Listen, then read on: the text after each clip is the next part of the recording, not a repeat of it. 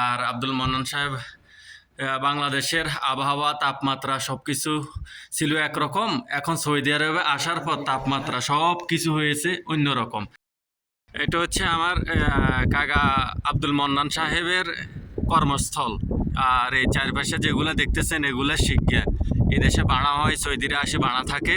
এখন সব ভালো ভালো রুম এই যে এগুলা ফালাই দিব এখন বাইরে, ঠিক আছে।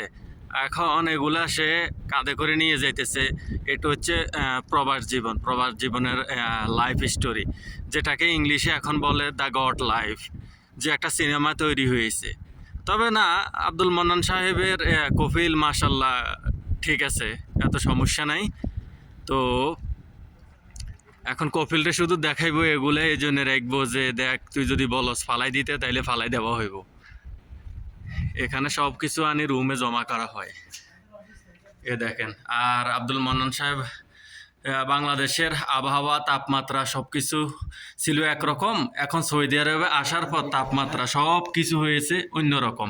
কারণ এটা হচ্ছে আবা শহর, আবা শহর সবসময় একটু ঠান্ডা থাকে, যে কারণে আমাদের আব্দুল মান্নান সাহেবের একটু শরীর অসুস্থ এবং সর্দি কাশি সব কিছু লাগে গেছে। তো এই যে দেখেন, এটা এই চারপাশে যা আছে সব রুম, ঠিক আছে। 23 নম্বর, 22 নম্বর, এইভাবে 18 যতগুলো আছে সব শিক্ষার কার্যক্রম পরিচালনা করে আব্দুল মান্নান।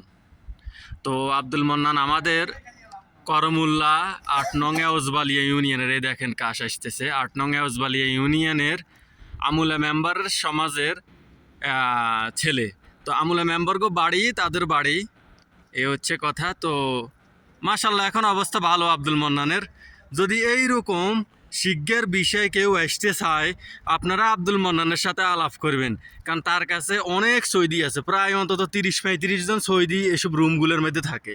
তো এই যত সৌদি আছে সবার সাথে ওর যোগাযোগ আছে, আন্ডারস্ট্যান্ডিং ভালো।